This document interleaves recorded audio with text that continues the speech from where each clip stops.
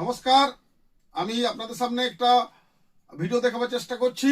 এই ভিডিওটা বর্তমান বাংলাদেশের অন্যতম শরিক, অন্যতম নেতা হাসনাত আবদুল্লাহর একটা ভিডিও গতকাল তিনি পোস্ট করেছেন। এটা দেখুন।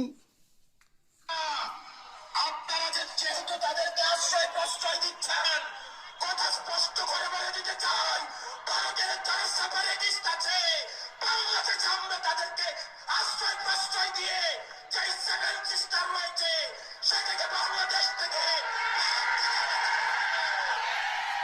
এই বিশ্ববিদ্যালয়ে নিউজনে আপনারা শুনলেন, হাসনাত আবদুল্লাহ বর্তমান বাংলাদেশ প্রশাসনের অন্যতম গুরুত্বপূর্ণ ব্যক্তি। তিনি বলছেন সেভেন সিস্টারকে ভারত থেকে আলাদা করে দেব এবং ভারতে যেসব সন্ত্রাসী ভারতবর্ষে সন্ত্রাস করে তাদেরকে তিনি আশ্রয় প্রশ্রয় দেবেন। আপনারা শুনলেন, বর্তমানে আমাদের প্রতিবেশী দেশ, সেখানে একজন গুরুত্বপূর্ণ ব্যক্তি প্রশাসনের হাসনাত আবদুল্লাহ, তার এই বক্তব্য।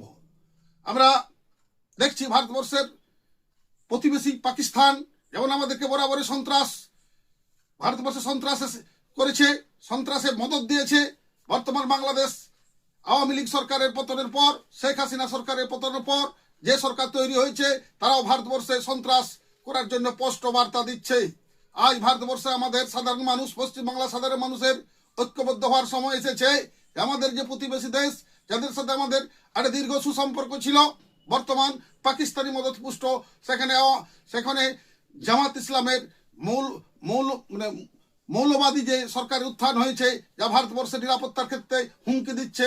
তাই পশ্চিমবাংলায় যে তাদের যারা আশ্রয় দিচ্ছেন, প্রশ্রয় দিচ্ছেন, তাদেরকেও আমাদের চিহ্নিত করতে হবে আমাদের নিরাপত্তার স্বার্থে। আগামীর যে নির্বাচন, ভারতবর্ষে পশ্চিমবাংলার যে 2026-এর নির্বাচন, এই নির্বাচনে মৌলবাদের বিসর্জন, ভারতীয় জাতীয়তাবাদের শক্তির যে উত্থান পশ্চিমবাংলার প্রয়োজন আছে, এ কথাটা আপনারা বুঝছেন।